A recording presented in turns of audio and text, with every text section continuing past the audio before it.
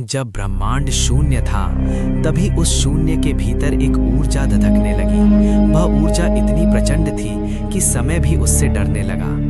अचानक उस असीम अंधकार के बीच एक अग्नि स्तंभ प्रकट हुआ, न उसका आदि न अंत।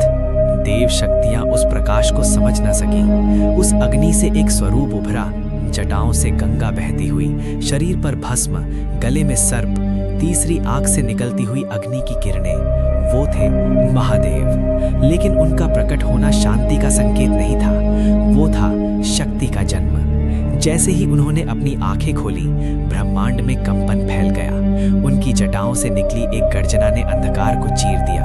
उनकी तीसरी आंख में छिपी अग्नि सृष्टि और संहार दोनों का रहस्य समेटे थी। कहते हैं, महादेव की उत्पत्ति किसी जन्म से नहीं हुई, वो स्वयं भू है, जो न पैदा हुए न नष्ट होंगे। जब पहली बार सृष्टि में भय उत्पन्न हुआ, तब वही रौद्र ऊर्जा प्रकट हुई।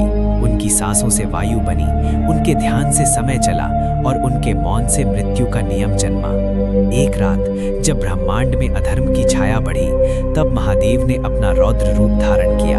उनकी तीसरी आंख खुली और उस अग्नि से असंख्य भयानक शक्तियां नष्ट हो गईं।